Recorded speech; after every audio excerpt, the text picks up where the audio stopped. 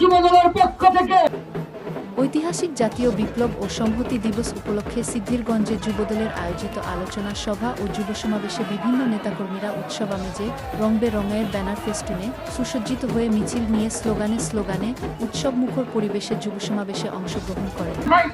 আমাদের সকলের পক্ষ থেকে এই যুব সমাবেশে অংশগ্রহণ করছেন এবং আপনারা এদিক থেকে ঘোরাফেরা করবেন না। আমি এই পর্যায়ে এক পর্যায়ে নেতাকর্মীদের খণ্ড খণ্ড মিছিলের অংশগ্রহণে যুবসমাবেশ জনসমুদ্রে পরিণত হয়।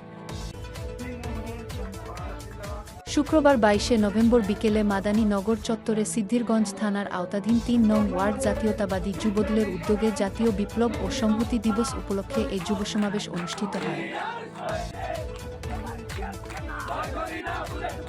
১৯৭৫ সালের ৭ই নভেম্বরে সংঘটিত সিপাহী জনতার ঐতিহাসিক বিপ্লব ঘটেছিল, যা দেশের তৎকালীন রাজনীতির গতিধারা পাল্টে দিয়ে দেশ ও জাতিকে নতুন পরিচয়ে অভিষিক্ত করেছিল। বাংলাদেশ জাতীয়তাবাদী দল বিএনপি সরকারের আমলে মূলত ৭ই নভেম্বর বাংলাদেশের সরকারি ছুটি হিসেবে পালিত হয়েছে।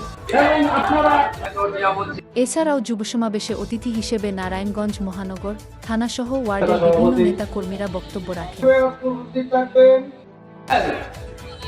আলোচনা সভায় সঞ্চালনায় ও সংহতি দিবস ৭ই নভেম্বর না হতো জাতীয় বিপ্লব ও সংহতি দিবস সম্পর্কে এর সভার সভাপতি আমার সহযোদ্ধা জাতীয় বিপ্লব ও সংহতি দিবস আলোচনা সভা ৩ নং বিশেষ অতিথি এবং প্রধান অতিথি মঞ্চে উপস্থিত যুব দলের আইকন। আমরা বাংলাদেশ জাতীয়তাবাদী আওয়ামী লীগ হইতে চাই না, আমরা বাংলাদেশ জাতীয়তাবাদী দল বিএনপি হতে চাই। সিদ্ধিরগঞ্জ থানার আওতাধীন ৩ নং ওয়ার্ড জাতীয়তাবাদী যুবদলের সভাপতি সোহেল রহমানের সভাপতিত্বে ও সাধারণ সম্পাদক ফারহান আহমেদ রুবেলের সঞ্চালনায় যুব সমাবেশে বিশেষ অতিথি হিসেবে বক্তব্য রাখেন নারায়ণগঞ্জ মহানগর যুবদলের সাবেক সহসাধারণ সম্পাদক আক্তারুজ্জামান মৃধা। বক্তব্য রাখেন সিদ্ধিরগঞ্জ থানা যুবদলের সাবেক যুগ্ম সাধারণ সম্পাদক মোহাম্মদ ইকবাল হোসেন।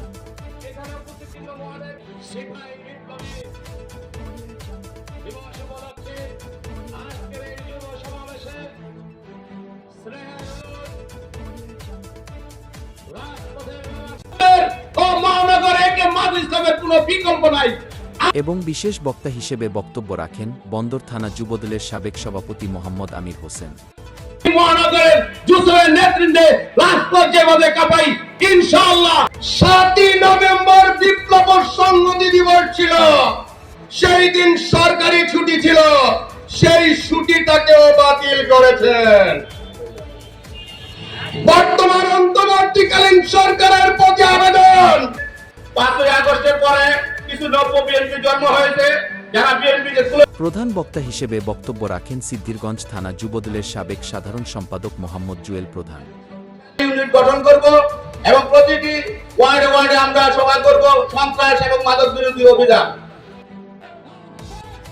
যুব সমাবেশে প্রধান অতিথি নারায়ণগঞ্জ মহানগর ছাত্রদলের প্রতিষ্ঠাকালীন সভাপতি K M Mazharul Islam Joseph বক্তব্যে বলেন, প্রিয় বন্ধুগণ, আমরা সকলে জানি দীর্ঘ ১৬ বছর স্বৈরতান্ত্রিক শেখ হাসিনা বাংলাদেশকে একটি পরিবার তন্ত্রের কাছে, একটি মাফিয়া চক্রের কাছে জিম্মি করে ফেলেছিল।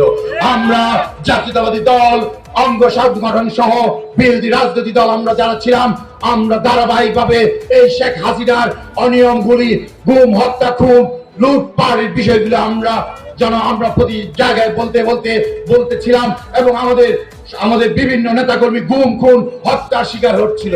তারই ধারাবাহিকতায় কোটা আন্দোলন পরবর্তীতে বৈষম্য বিরোধী আন্দোলনে আমাদের ছাত্ররা যেই সূচনা করেছেন, সেই সূচনাতে সকল সাধারণ জনগণ অংশগ্রহণের মাধ্যমে এবং অকাতরে আমার এই অঞ্চলের মাদ্রাসা ছাত্রী শিক্ষক থেকে শুরু করে এই অঞ্চলে সবচেয়ে বেশি প্রতিদ্বন্দ্বীর সম্মুখীন হয়েছিল আমাদের এই শেখ হাসিনা সরকার। সর্বপ্রথম এই অঞ্চলের সকল শহীদদের রক্তের প্রতি বিনম্র শ্রদ্ধা জানাই, পাশাপাশি জুলাই বিপ্লবের সকল শহীদের আত্মার মাগফিরাত কামনা করছি। সাথী বন্ধুগণ, ৭ই বিপ্লবের চেতনা যেমনই বেহাল হয়েছিল, তেমনি বর্তমান জুলাই বিপ্লবের স্বপ্নকে